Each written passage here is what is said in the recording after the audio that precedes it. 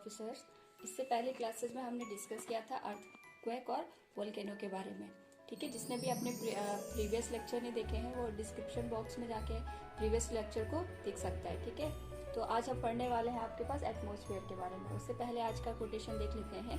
लिखा है, the secret of getting ahead is getting started. इसका मतलब ये होता है, अगर आपको अपनी लाइफ में आगे बढ़ना है तो उसके लिए आपको पहले क्या करनी पड़ेगी, शुरुआत करनी पड़ेगी।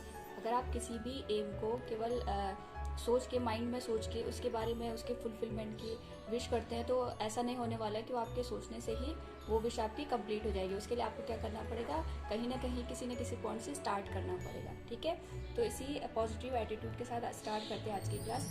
आज हम पढ़ने वाले हैं, यहाँ पे मैंने जैसे बताया आपको एटमॉस्फेयर के बारे में। ठीक है, अब देखिए, जैसे मैंने आपको डिफरेंट ज्योग्राफी के पार्ट्स बताए हैं, तो ये पार्ट जो आपके पास आता है वो आता है आपके पास क्लाइमेटोलॉजी के बारे में। यानी हम किसके बारे में पढ़ते हैं, क्लाइमेट के बारे में पढ़ते हैं। और उस पर भी हम कौन सा पार्ट डिस्कस करने वाले हैं यहाँ पे, एटमॉस्फेयर। ठीक है, जैसे मैंने आपको बताया एटमॉस्फेयर आपके पास क्या होता है, ये आपके पास अर्थ के सराउंडिंग का एरिया है। यहाँ पे हम सरफेस की बात नहीं करेंगे, यहाँ पे अर्थ के सराउंडिंग में जो भी आपके पास जो आपके पास एयर का कंपोजिशन मिलता है उसके बारे में स्टडी करने वाले हैं। ठीक है, तो देखिए, सबसे पहले structure of atmosphere. Atmosphere of Earth has different layers, vary from one another with density and temperature. Density is highest near surface of Earth and decreases with increase in altitude. देखिए, इसको सिंपल लैंग्वेज में हम समझना चाहें तो ये है आपके पास कि एटमॉस्फेयर में जो आपके पास होती है वो डिफरेंट एयर की लेयर्स होती है। ठीक है, अब ऐसा नहीं है कि वहां पे जाके हमने लेयर्स की कोई बाउंड्री बना रखी है कि भाई यहाँ से जो लेयर है वो आपकी अलग हो जाती है। ऐसा नहीं होता है। हम यहाँ पे एक लेयर को दूसरी लेयर से कैसे डिफ्रेंशिएट करते हैं, उसकी डेंसिटी के अकॉर्डिंग। डेंसिटी का मतलब आप समझते होंगे कि किसी पर्टिकुलर वॉल्यूम में कितना आपके पास एयर वहां पे कंटेन कर सकता है। तो यहाँ पे बस वही बात कही गई है कि जैसे जैसे हम अर्थ की सरफेस में अपर डायरेक्शन में मूव करते हैं, आपके पास जो एयर की डेंसिटी है वो क्या हो जाती है, अलग अलग हो जाती है। उसी डेंसिटी को हम ध्यान में रखते हुए हम क्या करते हैं, उन डिफरेंट लेयर्स की नेमिंग अलग अलग कर देते हैं। ठीक है, बस यही हमको इसमें जानना है। और यहाँ पे एक बात और कही गई है, डेंसिटी के अलावा वहां पे क्या होता है, एक लेयर से दूसरे लेयर में जाने में टेम्परेचर भी क्या हो जाता है, आपका अलग अलग हो जाता है। ठीक है, अब यहाँ पे एक बात और कही गई है, जो आपके पास अर्थ की सरफेस होती है, जैसे जो लेयर आपके पास अर्थ की सरफेस के जितने पास होगी वहां पे आपके पास डेंसिटी क्या होती है, उतनी ज्यादा। और जैसे जैसे हम अपर डायरेक्शन में मूव करते हैं, आपके पास एयर की डेंसिटी क्या हो जाती है, कम हो जाती है। ठीक है, अब सबसे बड़ा क्वेश्चन ये होता है कि जो आपके पास एटमॉस्फेयर है, बेसिकली वो आपके पास गैसेज का एक कॉम्बिनेशन होता है। ठीक है, वहां पे डिफरेंट टाइप की गैसेज आपकी एग्जिस्ट करती है। और ये तो हम 8th क्लास से पढ़ते आए हैं कि आपके पास जो भी एटमॉस्फेयर हमारे पास एग्जिस्ट करता है उसमें सबसे हाईएस्ट अमाउंट की गैस कौन सी होती है, आपके पास नाइट्रोजन। कितनी होती है, 78%। उसके बाद कौन सी गैस होती है, ऑक्सीजन। इनका कंपोजिशन बहुत इंपॉर्टेंट है, ये आता है एग्जाम में। ये होती है आपके पास 21%। इसके बाद अब देखिए, इसके बाद हमें लगता है CO2 आएगा, लेकिन CO2 का जो आपके पास अमाउंट है वो आपके आर्गन के बाद आता है। ठीक है, सबसे पहले आपके पास आता है नाइट्रोजन, ऑक्सीजन, उसके बाद आता है आर्गन और उसके बाद आता है आपके पास CO2। ठीक है, ये सीक्वेंस आपको ध्यान में रखना है। नाइट्रोजन, ऑक्सीजन, ये सभी को पता होता है, लेकिन इसमें कंफ्यूजन हो जाता है। जो आपके पास CO2 है उसका जो अमाउंट है वो आर्गन के कंपैरिजन में कम है, और कितना, 0.036%। अब आपके माइंड में क्वेश्चन आ रहा होगा कि इतना कम जो आपके पास कार्बन डाइऑक्साइड होने के बावजूद भी, ठीक है, अगर हम यहाँ पे जो भी व्हीकल्स वगैरह या फिर जो भी हम चीजें पॉल्यूशन जिनकी वजह से भी होता है वो यूज करते हैं, तो उसका अमाउंट आपके पास देखिए, यहाँ पे जो CO2 का अमाउंट है वो हमारे लिए कितना हार्मफुल हो जाता है। भले उसका अमाउंट कम है, लेकिन उसका कम अमाउंट भी हमारे लिए क्या हो जाता है, हार्मफुल हो जाता है। ठीक है, चलिए आगे इसमें देखते हैं। ऐसा नहीं है कि केवल आपके पास जो एटमॉस्फेयर है वो गैसेस का ही कॉम्बिनेशन है, वो गैसेस के कॉम्बिनेशन के अलावा वहां पे अदर मटेरियल भी एग्जिस्ट करते हैं, और उनमें क्या आता है आपके पास ज्यादातर वाटर वेपर, ठीक है, डस्ट पार्टिकल, ये सारे के सारे मिलके आपका किसका कंपोजिशन करते हैं, एटमॉस्फेयर का। इतनी बातें सबको समझ में आ गई। अब देखिए, यहाँ पे जो डिफरेंट लेयर्स मैंने बताया, डेंसिटी के अकॉर्डिंग हम उनको डिफरेंशिएट करते हैं। तो आपके पास क्या है, देखिए, सपोज दैट ये आपके पास ये अर्थ हो गई। ठीक है, ये हो गई हमारी अर्थ। अब ये आपके पास सरफेस हो गया अर्थ का। अब देखिए, यहाँ पे इस सरफेस के ऊपर आप इसको 3D में सोचने का ट्राई कीजिए। इसके सरफेस के बाहर यहाँ पे इस तरीके से वर्टिकल डायरेक्शन में आपके पास क्या है, डिफरेंट एटमॉस्फेयर की लेयर एग्जिस्ट करती है। उन्हीं एटमॉस्फेयर की लेयर को हम यहाँ पे पढ़ने वाले हैं। ठीक है, आप यहाँ पे देखिए, सबसे पहले जो आपके पास लेयर आती है वो आती है ट्रोपोस्फेयर, सेकंड आती है स्ट्रेटोस्फेयर, थर्ड आती है मीजोस्फेयर, फोर्थ आती है थर्मोस्फेयर और लास्ट आती है आपकी एक्सोस्फेयर। एक बार रिपीट और करवा रही हूँ यहाँ पे, troposphere, stratosphere, mesosphere, thermosphere, exosphere. ठीक है, अब हम इनके बारे में थोड़ा देखेंगे, जिससे आपके क्वेश्चंस बहुत बनते हैं कि आपके पास कौन से लेयर की क्या सिग्निफिकेंस है। ठीक है, डेंसिटी तो आपके पास ऑब्वियसली बात ऊपर जाने पे कम हो जाएगी, लेकिन हर एक लेयर का अपना क्या है, इंपॉर्टेंस है। वो जो आपके पास इंपॉर्टेंस है वहीं से आपके क्वेश्चन बन जाते हैं। ठीक है, सबसे पहले ट्रोपोस्फेयर। अब देखिए ट्रोपोस्फेयर क्या है, ये सबसे लोअर मोस्ट लेयर है। एटमोस्फेयर की जो सबसे लोअर मोस्ट लेयर है वो आपकी क्या है, ट्रोपोस्फेयर है। मतलब ये है कि जो अर्थ के सबसे पास वाली जो नियरेस्ट लेयर है एटमोस्फेयर की, वो है आपकी ट्रोपोस्फेयर। ठीक है, अब जो आपके पास ये एटमोस्फेयर है, एटमोस्फेयर की जो ये डिस्टेंस है अर्थ की सरफेस से, वो आपके पास अलग अलग होती है। क्यों? क्योंकि आपके पास जो ये मैंने बताया, जो आप ऐसे अज्यूम करिए ये आपके पास अर्थ है। ठीक है, अब अर्थ के सराउंडिंग में आपके पास क्या डिफरेंट डिफरेंट लेयर्स हैं। तो क्या होगा, यहाँ जो आपके पास सपोज दैट ये इक्वेटर है, इक्वेटर से ये वाली डिस्टेंस अलग होगी और पोल से ये वाली डिस्टेंस क्या होगी आपकी, अलग होगी। तो जो ये एल्टीट्यूड है, जो अर्थ की सरफेस से ये डिस्टेंस आती है, मैं इसको इस तरह से समझाती हूँ आपको।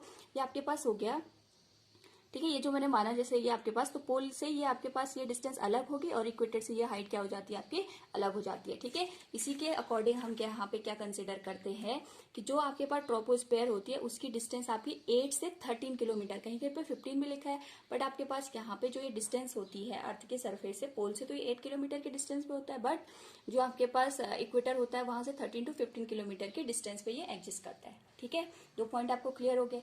थर्ड, इसमें सबसे आपके पास इंपॉर्टेंट जो क्वेश्चन पूछा जाता है, जितनी भी आपकी एटमॉस्फेरिक या नेचुरल फिनोमिना होता है, नेचुरल फिनोमिना लाइक आपके जैसे लाइटनिंग हो गया, जैसे आपके जो क्लाउड्स होते हैं, क्लाउड्स का बनना हो गया, ये सारे के सारे आपके, या फिर रेनफॉल की कंडीशन होगी, ये सारी की सारी आपके कहाँ होती है, सारे के सारे वेदरिंग फिनोमिना हम इनको कहते हैं, ये होते हैं आपके ट्रोपोस्फेयर में।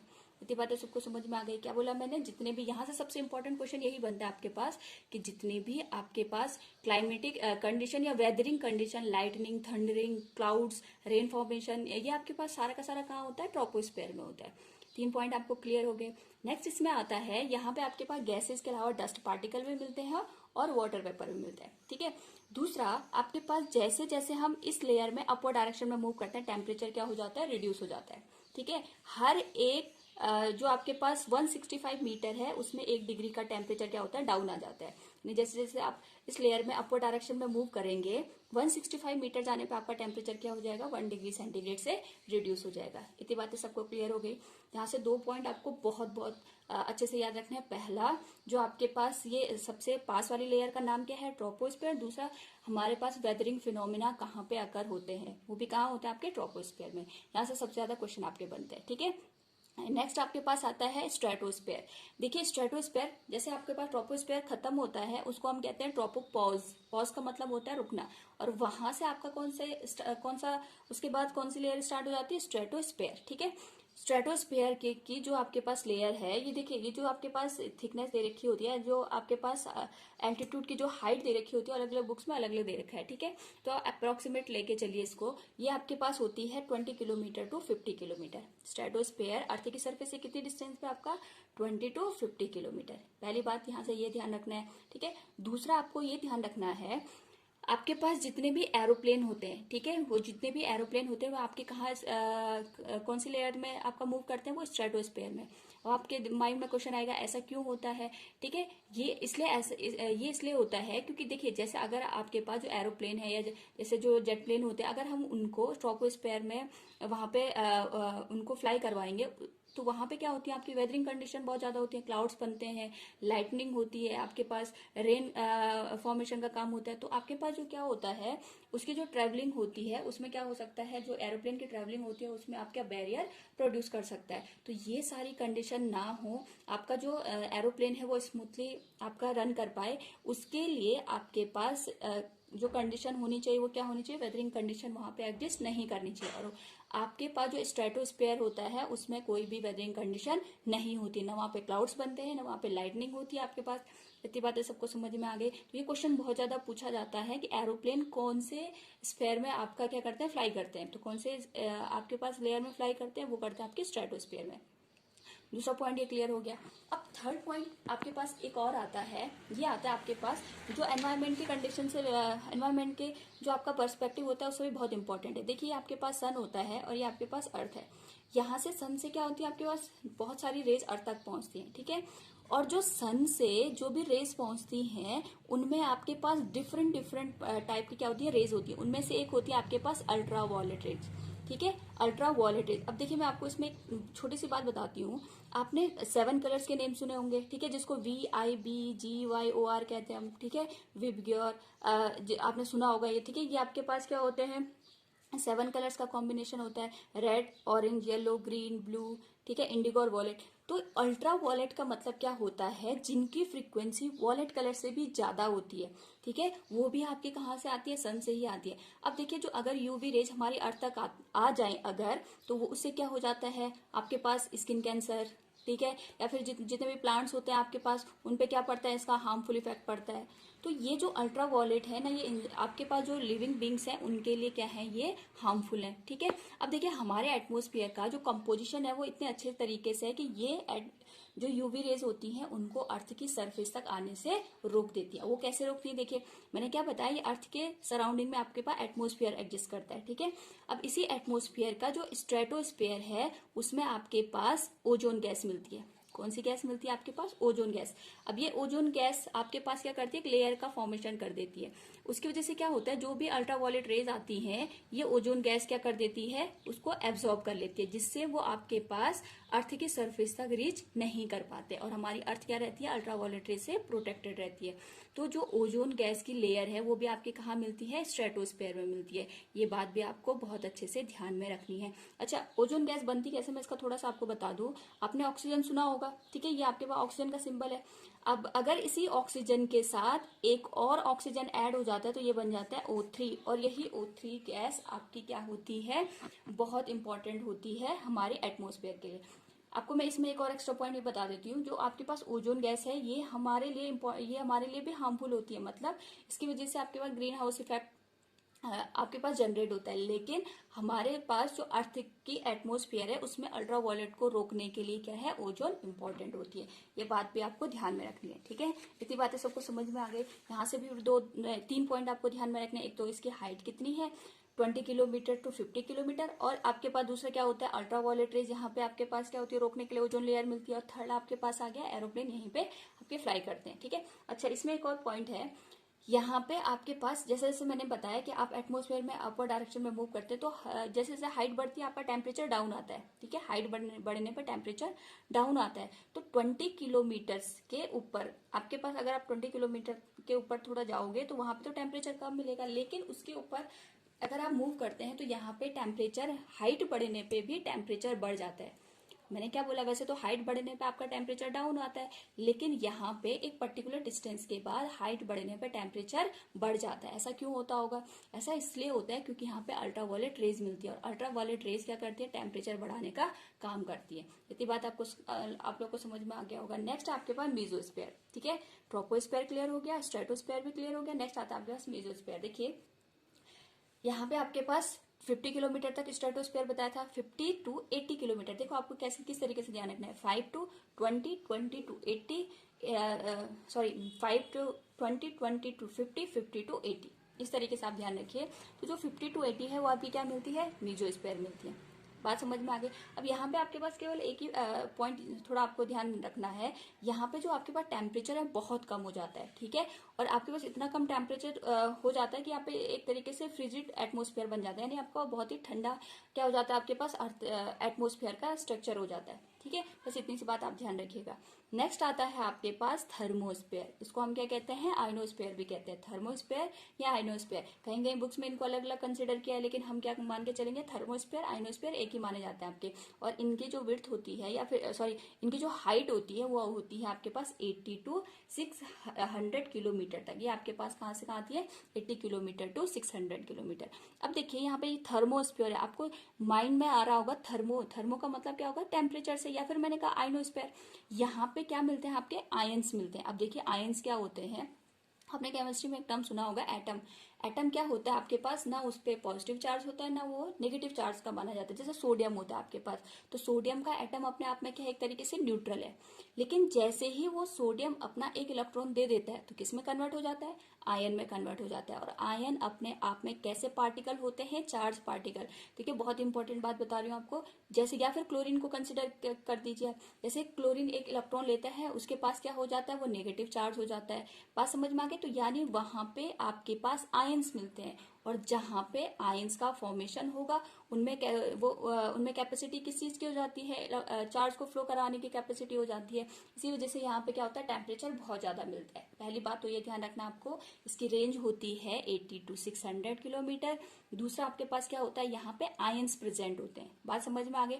और थर्ड आपके पास क्या होता है, अब देखिए मैंने बोला ना, नेचर ने हमारे जो अर्थ है उसको इस तरीके से बनाया है कि सारी चीजें हमारी जो नेचर में एग्जिस्ट करती है वो हमारे फेवर में किसी न किसी तरीके से काम करती हैं। ठीक है, अब देखिए जो आइनोस्फीयर है वहां पे आयंस मिलते हैं। अब देखिए वो आयंस हमारे किस तरीके से प्रोटेक्शन करते हैं। आपने अर्थ में बहुत सारा जो हमारा यूनिवर्स है उसमें बहुत सारे क्या है या मेट्रॉइड्स एग्जिस्ट करते हैं। वो मेट्रॉइड्स कभी कभी क्या होते हैं, हमारी अर्थ के पास में आ जाते हैं। अब देखिए जब भी कोई मेट्रॉइड्स अर्थ की सरफेस में एंटर करेगा तो पहले उसको एटमॉस्फेयर से गुजरते हुए आना पड़ेगा। तो मैंने क्या बोला, सबसे पहले आपके पास ये देखिए, इसको इस तरीके से समझिए। सबसे पहले आपके पास कौन सी लेयर होगी, ट्रोपोस्फेयर, फिर स्ट्रेटोस्फेयर, फिर मेसोस्फेयर, और यहाँ पे क्या हो गई, आइनोस्फेयर। अब सोचिए यहाँ से कोई मेट्रॉइड्स आ रहा है तो पहले उसको सबसे पहले कौन सी लेयर मिलेगी, यहाँ पे आइनोस्फेयर।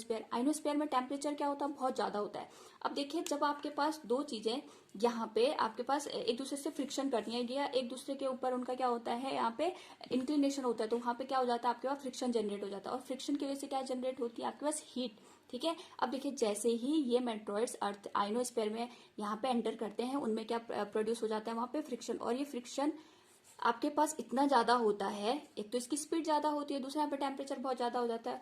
तो ये फ्रिक्शन का अमाउंट इतना ज्यादा होता है कि वो मेट्रॉइड्स आपके क्या हो जाते हैं, बर्न करने लग जाते, जल जाने लग जाते हैं। उसकी वजह से क्या होता है, वो अर्थ की सरफेस तक नहीं पहुंच पाते और हमारी अर्थ क्या रह जाती है, सेफ रह जाती है।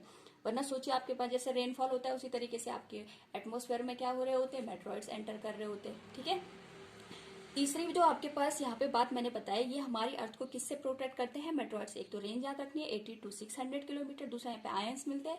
थर्ड ये हमारी अर्थ को क्या करते हैं, मेट्रॉइड से प्रोटेक्ट करते हैं। साथ साथ में जो हार्मफुल रेज होती हैं जैसे गामा रेज या एक्स रेज होती हैं, उनको भी हमारी अर्थ तक आने में से क्या करती है, ये बचाती है। अच्छा, इसका एक और यूज हमने जो अपना सेल्फ मेड है, जो ह्यूमन ने बनाया है, वो ये है कि आपके पास क्या होता है, जितने भी कम्युनिकेशन होते थे पहले टाइम पे, उसमें हम किसकी हेल्प लेते थे, आइनोस्फेयर की।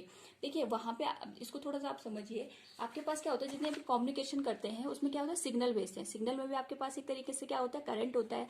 अब देखिए जैसे हमने यहाँ पे ये लेयर हो गया आपके आइनोस्फेयर, जैसे हम यहाँ से सिग्नल भेजते हैं, ये सिग्नल आपका आइनोस्फेयर से रिफ्लेक्ट होकर कहाँ जाते हैं, अर्थ पे आ जाते हैं। तो ये एक तरीके से रिफ्लेक्टर का काम भी करता है। कौन, आपका आइनोस्फेयर। तो ये भी ध्यान रखना, आप ये क्वेश्चन भी पूछा जा सकता है कि एटमोस्फेयर की कौन सी लेयर आपका कम्युनिकेशन के लिए हेल्पफुल है। तो आपका आंसर क्या हो जाएगा, आइनोस्फेयर। इतनी बातें सबको समझ में आ गई।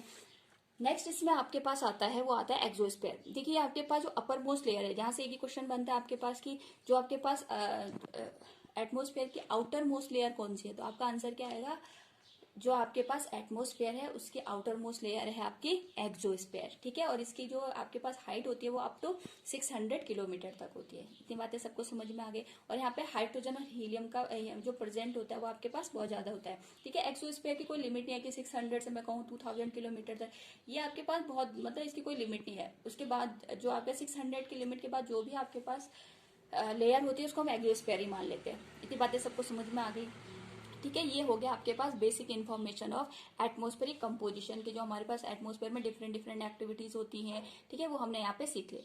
अब इसमें एक और टर्म आता है, वो आता है आपके पास एटमॉस्फेरिक प्रेशर। देखिए एटमॉस्फेरिक प्रेशर क्या होता है, प्रेशर आप लोगों को पता है क्या होता है, फोर्स पर यूनिट एरिया आपने पढ़ा होगा फिजिक्स में। या फिर आप देखिए किसी भी एरिया में हम कितना परपेंडिकुलर डायरेक्शन में फोर्स लगाते हैं, उसी को हम क्या कहते हैं, प्रेशर। प्रेशर हमेशा याद रखिए, फोर्स अपॉन में एरिया, किसी पर्टिकुलर एरिया में जो फोर्स जनरेट होता है उसे हम क्या कहते हैं, प्रेशर। ठीक है, अब देखिए हम यहाँ पे एटमॉस्फेयर की बात कर रहे हैं, तो एटमॉस्फेयर में मोस्ट पोर्शन किसका है, आपके पास एयर का। तो जो एयर यहाँ पे फोर्स जनरेट करेगी उसी को हम क्या कहेंगे, एटमॉस्फेरिक प्रेशर। अच्छा, इसलिए इसको मैंने इसलिए यहाँ पे रखा है क्योंकि इसके पास इसकी यूनिट पूछी जाती है। प्रेशर की यूनिट यहाँ पे, या फिर हम प्रेशर को किस तरीके से मेजर करते हैं, तो इसको मेजर करते हैं हम यहाँ पे 76 centimetre height of mercury column. यानी आपके पास जो सिंपल एटमोस्फेयर आपका नॉर्मल कंडीशन में प्रेशर जनरेट करता है वो करता है 76 सेंटीमीटर ऑफ मरकरी कॉलम। ठीक है। दूसरा आपको ध्यान रखना है कि आपके पास 1013.25 MB, ठीक है, मिली बार, ये आपके पास जो बार होता है, बार किसकी यूनिट होती है, प्रेशर की। ठीक है, बाकी हम इसको फिजिक्स में कंसिडर कर लेंगे किस तरीके से हम इसकी यूनिट और कैलकुलेट करते हैं।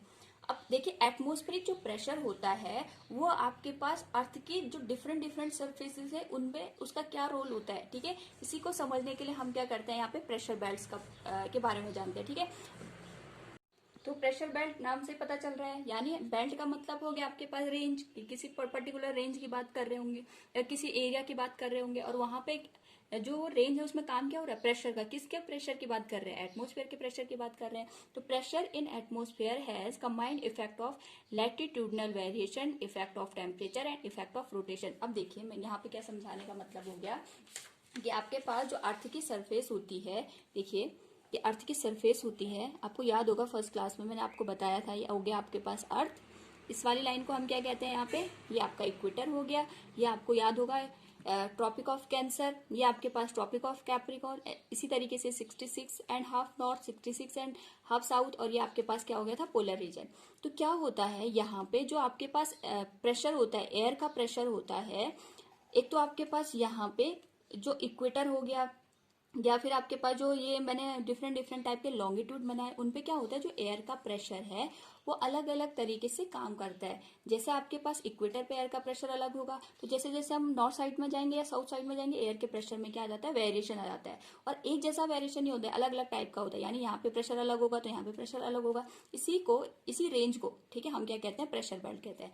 पहला क्वेश्चन ये आता है कि ये प्रेशर जो आपके पास वेरिएशन आ रहा है किस वजह से आ रहा है। ऑब्वियस सी बात है, आपको मैंने एक चीज बता रखी है कि आपके पास जो लॉन्गिट्यूड होते हैं, सॉरी जो आपके लैटिट्यूड होते हैं, उनमें आपके पास जो आपके पास लैटिट्यूड होते हैं उनमें किस चीज का वेरिएशन होता है, टेम्परेचर का। अब टेम्परेचर अगर आपका चेंज होगा तो ऑब्वियस सी बात है प्रेशर में चेंजेस आएंगे आपके पास। टेम्परेचर बढ़ता है तो प्रेशर कम होता है, ये ध्यान रखिएगा। टेम्परेचर बढ़ता है तो प्रेशर कम होता है। Temperature and pressure are inversely proportion में होते हैं आपके। Temperature is inversely proportional to pressure. ठीक है, पहली बात। दूसरा, केवल यहाँ पे टेम्परेचर का नहीं, यहाँ पे आपके पास जो अर्थ अपनी एक्सिस में रोटेट करती है, मैंने आपको मोशन ऑफ अर्थ में ये सारी चीजें बता रखी हैं।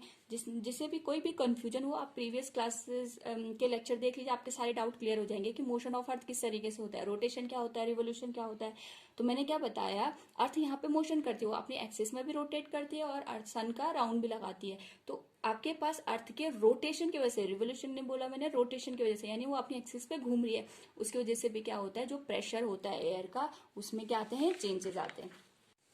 ये हो गया आपके पास अर्थ का स्ट्रक्चर। ये बीच से आपको लाइन दिखाई दे रही है, ये आपका 0 डिग्री लैटिट्यूड, इसी को हम क्या कहते हैं, इक्वेटर भी कहते हैं। अब देखिए, यहाँ पे थोड़ा सा समझने वाली बातें हैं। और तो आपके पास, आपको ये कॉन्सेप्ट तो आपने पढ़ा भी है कि आपके पास जो एयर होती है हमेशा कहाँ से कहाँ मूव करती है, हाई प्रेशर से लो प्रेशर। एक तो ये बात आपको ध्यान रखनी है कि भाई हाई प्रेशर हम किसको कहेंगे, जहाँ पे एयर का अमाउंट ज्यादा है, और लो प्रेशर हम किसे कहेंगे, जहाँ पे एयर का अमाउंट कम है। एक पॉइंट ये आपको ध्यान रखना है। दूसरा, प्रेशर और टेम्परेचर में क्या रिलेशन है। देखिए, अगर आपके पास कहीं पे भी टेम्परेचर बढ़ता है तो वहां पे प्रेशर क्या हो जाता है, कम हो जाता है। जैसे कोई एयर है, अगर आप उसे गर्म करेंगे तो गर्म करने पे एयर क्या हो जाती है, हल्की हो जाती है। और हल्की एयर हमेशा कहाँ को उठती है, आपके पास वर्टिकल डायरेक्शन में, ऊपर को उठती है। ठीक है, और ठंडी एयर हमेशा क्या होती है, भारी होती है, वो नीचे की डायरेक्शन में मूव करती है। 2 पॉइंट आप अच्छे से क्लियर करिएगा, तब आपको प्रेशर बेल्ट में कोई कंफ्यूजन नहीं रहेगा। मैं आपको बहुत ज्यादा डीप में नहीं समझा रही हूँ, बस आपको यहाँ पे बेसिक समझना है कि अब जब हम यहाँ पे जो मोशन होता है एयर का, वो किस तरीके से होता है, क्योंकि ये थोड़ा सा कंफ्यूजिंग टॉपिक है।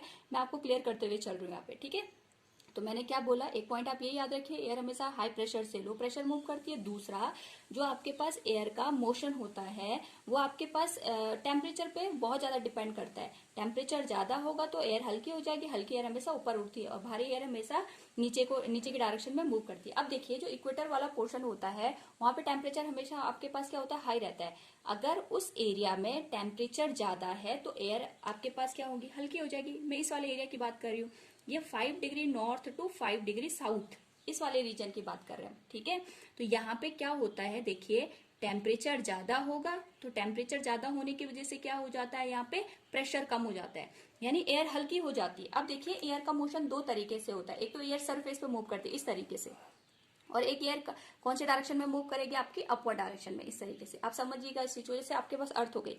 तो अगर मैंने कहा एक तो आपके पास ये वाला मोशन हो गया, ये आपके पास होता है हॉरिजॉन्टल मोशन, और एक आपके पास एयर इस डायरेक्शन में मूव करती है, उसे हम कहते हैं वर्टिकल मोशन। तो यहाँ पे जो प्रेशर बेल्ट होती है वो आपके पास एक साइकिल की फॉर्म में आपके पास कंप्लीट होता है, ठीक है। तो वहां पे साइकिल बनने के लिए आपको हॉरिजॉन्टल डायरेक्शन में भी आपको एयर का फ्लो करवाना होता है और वर्टिकल में भी, इसलिए आप मेरी बात को ध्यान से सुनते रहिएगा, ठीक है। कहाँ पे मैं वर्टिकल वर्ड यूज कर रही हूँ और कहाँ पे हॉरिजॉन्टल, ठीक है। तो मैंने क्या बोला, इक्वेटर में आपके पास टेम्परेचर ज्यादा होता है, टेम्परेचर ज्यादा होने की वजह से क्या होगा, वहां पे आपके पास प्रेशर कम हो जाएगा, यानी एयर यहाँ पे हल्की हो गई, हल्की एयर ऊपर उठ जाएगी। ऊपर उठने का मतलब वर्टिकल या हॉरिजॉन्टल मोशन, ऑब्वियस सी बात है वर्टिकल मोशन, यानी एयर आपके पास यहाँ पे गर्म हुई, गर्म होने के बाद वो ऊपर उठ गई। गर्म होने के बाद ऊपर उठने का मतलब क्या हो गया, वर्टिकल मोशन कर दिया उसने, ठीक है। अब देखिए अगर एयर यहाँ की एयर ऊपर उठ गई तो यहाँ पे एयर का अमाउंट क्या हो जाएगा, कम हो जाएगा, यानी ये वाले पोर्शन में जो 5 degree north to 5 degree south है, ये आपका लो प्रेशर रीजन बन जाएगा। कौन सा रीजन बन जाएगा, लो प्रेशर रीजन, और इसी को हम क्या कहते हैं, यहाँ पे देखिए इक्वेटोरियल लो प्रेशर बेल्ट। किसकी वजह से होता है, टेम्परेचर की वजह से। कहां से कहां एग्जिस्ट करता है, 5 degree north to 5 degree south. इतनी बात आपको समझ में आ गई। और इसी एरिया को हम डोलड्रम भी कहते हैं। डोलड्रम का मतलब होता है बिल्कुल काम एरिया, ठीक है, जहाँ पे कोई भी एक्टिविटीज नहीं होती है विंड की, ठीक है। इसको हम क्या कहते हैं, डोलड्रम एरिया भी कहते हैं। और यहाँ पे हाई टेम्परेचर की वजह से आपके पास क्या हो जाता है, लो प्रेशर का एरिया जनरेट हो जाता है। आई होप आप लोगों को ये बात क्लियर होगी। अब देखिए अगर आपके पास एयर यहाँ से ऊपर के डायरेक्शन में मूव कर गई तो ये एयर क्या हो जाएगी, एटमॉस्फेयर में चली जाएगी, वर्टिकल डायरेक्शन में मूव करेगी। और जैसे जैसे हम एटमॉस्फेयर में ऊपर को चढ़ते हैं, अभी मैंने बताया आपके पास हाइट बढ़ने पे टेम्परेचर कम हो जाता है, ठीक है। यानी एयर यहाँ से तो उठ गई, उठने के बाद वो ऊपर मुड़ी, ऊपर गई, ऊपर यहाँ पे उसका टेम्परेचर क्या हो गया, एक तरीके से कम हो गया।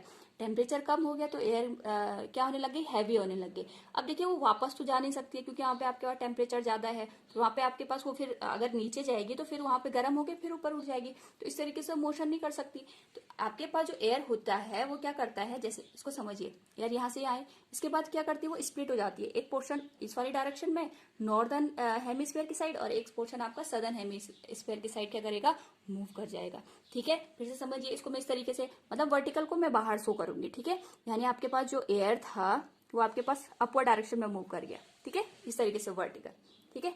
अब यहाँ पे क्या हो गया, फिर हाई प्रेशर जनरेट हो गया, वो नीचे नहीं जा सकता, नीचे एयर जाएगी तो फिर गर्म होकर ऊपर ही उठनी है उसने। तो एयर क्या करती है, यहाँ पे हाई प्रेशर की होने की वजह से वो अपने आप को स्प्लिट कर देती है। इस तरीके से वो दो पोर्शन में क्या हो जाएगी, स्प्लिट हो जाएगी, एक पोर्शन नॉर्दर्न साइड और एक पोर्शन सदर्न साइड। अब देखिए अगर आप इस वाले रीजन को देखिए, यहाँ पे इस वाले रीजन के यहाँ पे वर्टिकल साइड में यहाँ ऊपर यहाँ से एयर आ गई, ठीक है। और अपने पास इसकी पहले से कुछ अमाउंट में एयर रही होगी, कुछ एयर यहाँ से आई, कुछ यहाँ पे पहले से थी, तो एयर का प्रेशर क्या हो गया, यहाँ पे ज्यादा हो गया। और साथ में ये भी समझिए, यहाँ तो टेम्परेचर ज्यादा था लेकिन यहाँ टेम्परेचर क्या हो गया, फिर कम हो गया। टेम्परेचर कम हो गया तो एयर क्या होने लग गई, ठंडी होने लग गई। ठंडी एयर हमेशा कहाँ को जाती है, डाउनवर्ड डायरेक्शन में। तो यहाँ की जो एयर थी वो नीचे बैठने लग गई, इस तरीके से। यहाँ जो एयर आपको दिखाई दे रही है वो आपके कहाँ जाने लग गए, डाउनवर्ड डायरेक्शन में मूव कर गई। ये हो गया, ये जो बाहर दिख रहा है ये आपका वर्टिकल या एटमॉस्फेयर में हो रहा है। यानी यहाँ से एयर उठी फिर यहाँ चली गई, यहाँ से एयर उठी फिर यहाँ चली गई, यहाँ से एयर उठी फिर यहाँ, ये वर्टिकल में, ठीक है, बात समझ गए। अब देखिए यहाँ एयर का मैं उसको थोड़ा इस तरीके से शो कर देती हूँ। ये वाला रीजन दिख रहा है आपको, इस वाले रीजन में, ठीक है, चाहे ये नॉर्दर्न रीजन मान के चलिए आप, चाहे ये सदर्न रीजन मान के चलिए, ये जो रेड वाले पोर्शन के अंदर दिखा रखा है मैंने, यहाँ पे आपके पास एयर का प्रेशर ज्यादा होगा या कम होगा, आप सोच के बताइए। यहाँ से भी आपके पास एयर आ रही थी, टेम्परेचर ऑलरेडी कम था, तो टेम्परेचर कम होने की वजह से एयर ठंडी हुई, नीचे बैठ गई, यहाँ पे एयर का अमाउंट क्या हो जाएगा, कम हो जाएगा। अब देखिए जो ये वाला रीजन है, यहाँ ज्यादा आपके पास क्या होगी, एयर होगी, तो ये हाई प्रेशर का रीजन हो जाता है। इसी रीजन को जो ये आपके पास है, इसी रीजन को ये होता है 25 डिग्री टू 35 डिग्री साउथ और नॉर्थ। ये साउथ में है, ऐसे नॉर्थ में भी 25 degree to 35 degree north.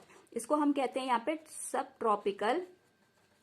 Tropical high pressure belt. ये कौन सी प्रेशर बेल्ट है आपके पास, हाई प्रेशर। और यहाँ पे भी क्या हो जाता है आपका, हाई प्रेशर जनरेट हो जाता है, ठीक है। ये जो डैश वाला एरिया दिखा रखा है यहाँ हाई प्रेशर बन गया। समझ में आया क्यों बना हाई प्रेशर।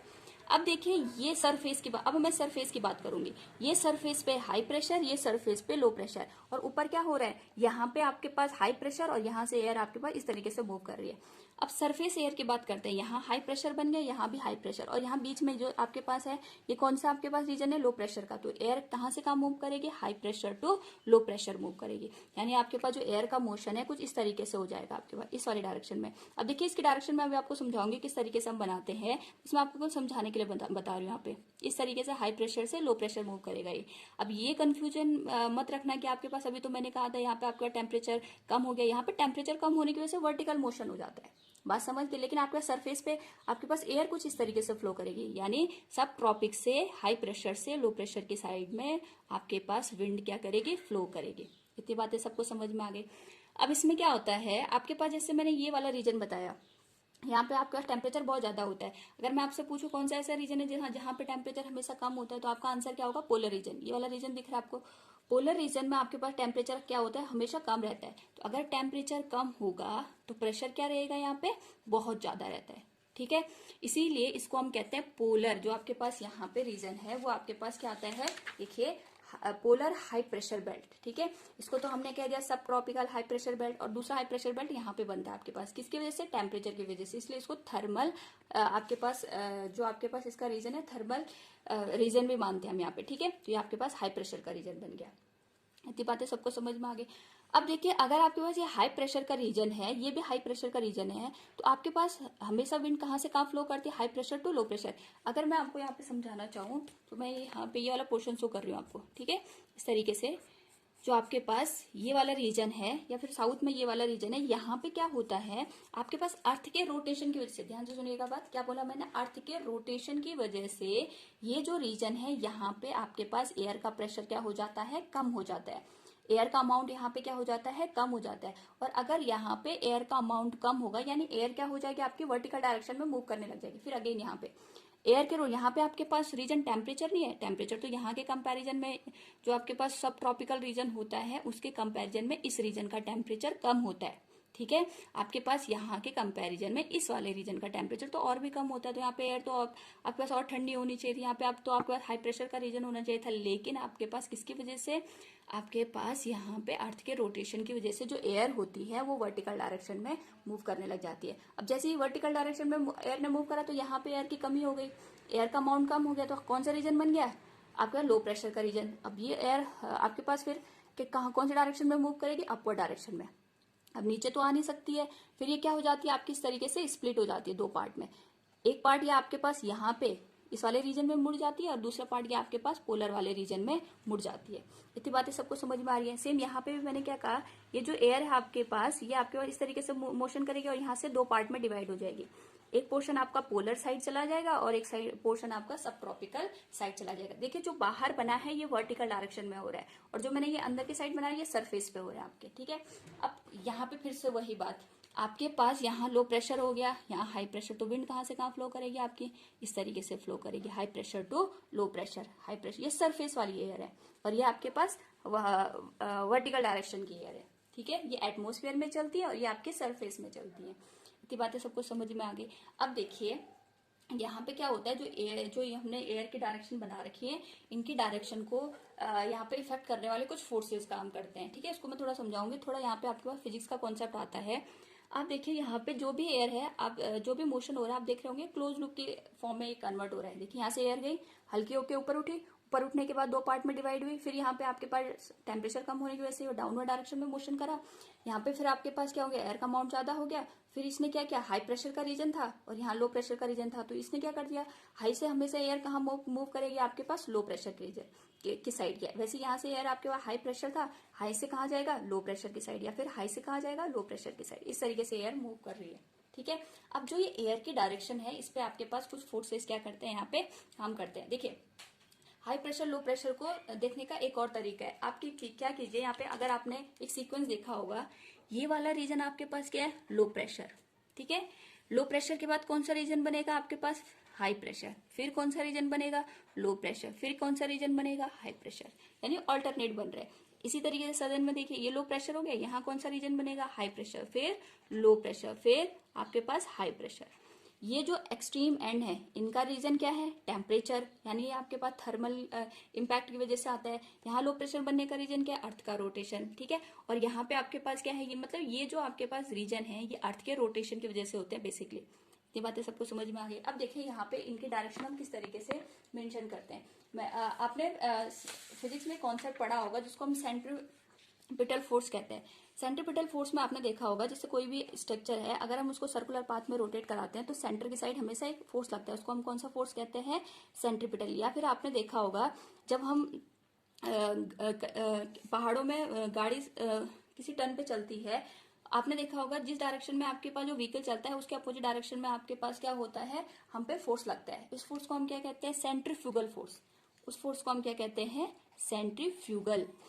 ये सेंट्रीपिटल और सेंट्रीफ्यूगल के फोर्स क्या होते हैं बेसिकली थोड़ा समझा दूं आपको। देखिए जैसे कोई रस्सी है, रस्सी पे आपने कोई पत्थर या आपने कोई भी बॉल बांध दी और उसको आप इस तरीके से घुमाते हैं तो उस बॉल पे हमेशा सेंटर की साइड क्या लगता है, फोर्स लगता है, जिसको हम क्या कहते हैं, सेंट्रीपिटल फोर्स। अब थोड़ा सोचने वाली बात है, फोर्स हमेशा क्या करता है, इसको सेंटर की साइड खींचेगा। तो इस तरीके से तो इस बॉल को यहाँ सेंटर पे आके गिर जाना चाहिए था, लेकिन बॉल तो क्या करती है, इसी रास्ते में घूमती रहती है, ठीक है। इसका मतलब, या फिर आप सन या अर्थ का कॉन्सेप्ट लेके चल सकते हैं, इसका मतलब यहाँ पे कोई ना कोई ऐसा फोर्स है जो इसको यहाँ पे गिरने से बचा रहा है, ठीक है।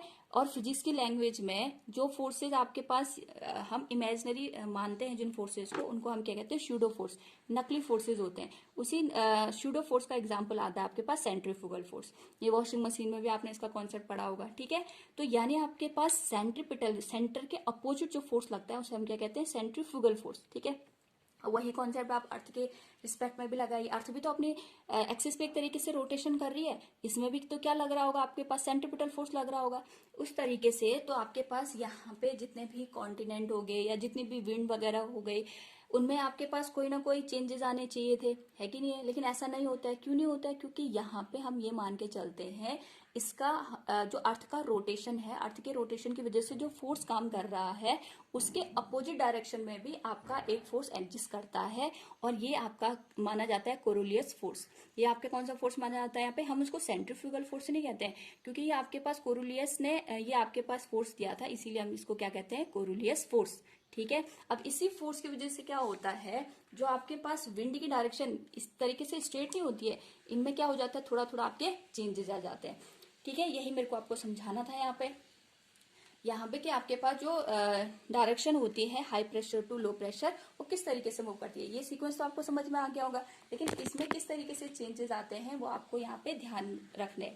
आपके पास क्या होता है, अगर आपके पास यहाँ पे हाई प्रेशर से लो प्रेशर आपके पास कोई भी विंड फ्लो कर रही है, तो हमेशा याद रखिए कोरोलियस फोर्स क्या कहता है, जो आपके पास विंड की डायरेक्शन होती है नॉर्दर्न हेमिस्फीयर में, नॉर्दर्न हेमिस्फीयर में ये आपके पास राइट डायरेक्शन में मुड़ जाती है। राइट हैंड डायरेक्शन में आपके पास क्या होगी, अगर आपकी विंड इस तरीके से फ्लो कर नहीं रही होगी, लेकिन वो इस तरीके से मूव नहीं करती स्ट्रेट, कोरोलियस फोर्स की वजह से उसकी डायरेक्शन क्या हो जाती है, राइट हैंड डायरेक्शन में, वो आपका क्या करने लग जाता है, मूव करने लग जाता है। और सदर्न हेमिस्फीयर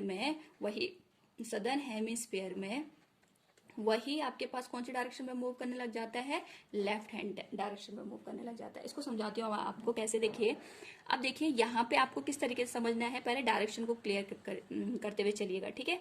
ये आपके पास विंड इस तरीके से फ्लो कर रही थी, है ना, high pressure to low pressure. ये देखिए मैंने आपको सब ट्रॉपिकल से, ये आपके पास ये वाला रीजन आ गया सब पोलर रीजन, इसको हम क्या कहते हैं, सब पोलर रीजन, ठीक है। सब ट्रॉपिकल से सब पोलर रीजन में आपकी विंड फ्लो कर रही है, तो इसकी तो डायरेक्शन इस तरीके से होनी चाहिए थी, लेकिन मैंने क्या कहा, वो राइट हैंड की डायरेक्शन में मुड़ जाती है, यानी जो विंड की डायरेक्शन होगी कुछ इस तरीके से ये मूव करने लग जाएगी, ठीक है। यहाँ पे देखिए ये आपके पास सब ट्रॉपिक से सब पोलर रीजन में जो विंड की डायरेक्शन है थोड़ा सा आपका मूव हो जाता है राइट हैंड साइड में। आपको डायरेक्शन पता होंगे, ये होता है ईस्ट, ये होता है वेस्ट, ये होता है नॉर्थ और ये होता है साउथ। तो इसकी जो डायरेक्शन है वो कहाँ को आ जाती है, आपके पास नॉर्थ ईस्ट डायरेक्शन में ये मुड़ जाता है। इतनी बातें सबको समझ में आ गई। देखिए कहाँ से आपकी विंड फ्लो कर रही है, हाई प्रेशर से, तो उसको आपने ओरिजिन मानना है, और वहां से सेंटर की साइड, ठीक है। अब देखिए ऐसे ही आप इसको भी देखिए। अब मेरे को बताइए, विंड को तो इस तरीके से चलना चाहिए था, लेकिन ये अपने राइट हैंड साइड की डायरेक्शन में मुड़ेगी, तो इसका राइट इधर साइड होगा या इधर साइड होगा। अब देखिए अब अभी तो मैंने बताया जैसे आपके पास ये नॉर्थ ईस्ट की डायरेक्शन में मूव कर रहा है, क्योंकि आप इधर साइड देख रहे हो। अब आपकी डायरेक्शन चेंज होगी, अब डाउनवर्ड डायरेक्शन में देख रहे हो, तो आपका राइट इधर साइड होगा या इधर साइड होगा? ऑब्वियस सी बात है, इधर साइड हो जाएगा। तो ये आपका मूव करेगा कौन सी डायरेक्शन में? यहाँ पे देखिए, इसका राइट आपका इधर डायरेक्शन में हो जाएगा, ठीक है, इसका राइट आपका मूव करके इस डायरेक्शन में हो जाएगा। तो विंड आपके पास कुछ इस तरीके से मोशन करेंगे। इतनी बातें सबको समझ में आ गई। बस आप यहाँ पे ये ध्यान रखिएगा, वैसे आपके पास इस डायरेक्शन में देखिए, ये विंड आपके पास हाई प्रेशर से लो प्रेशर यहाँ पे मूव करनी चाहिए थी, लेकिन विंड क्या करती है, थोड़ा आपके लेफ्ट डायरेक्शन में मूव करती है। लेफ्ट का मतलब क्या हो जाएगा, विंड की डायरेक्शन कुछ इस तरीके से हो जाएगी। इतनी बातें सबको समझ में आ गई। ये क्या करेगा, अपने लेफ्ट हैंड साइड डायरेक्शन में मूव करने लग जाएगा। ठीक है, क्लियर हो गया। अब देखिए, अगर मैं इसका लेफ्ट पूछूं तो इसका लेफ्ट इधर होगा या इधर होगा? ऑब्वियस सी बात है, इसका लेफ्ट आपके पास इधर हो जाएगा। तो ये आपके पास विंड कुछ इस डायरेक्शन में मूव करने लग जाएगी। ये देखिए, इतनी बातें सबको समझ में आ गई। तो ज्यादा कंफ्यूज होने की जरूरत नहीं है, बस आप ये ध्यान रखिए कौन सा आपका हाई प्रेशर जोन है, कौन सा आपका लो प्रेशर जोन है।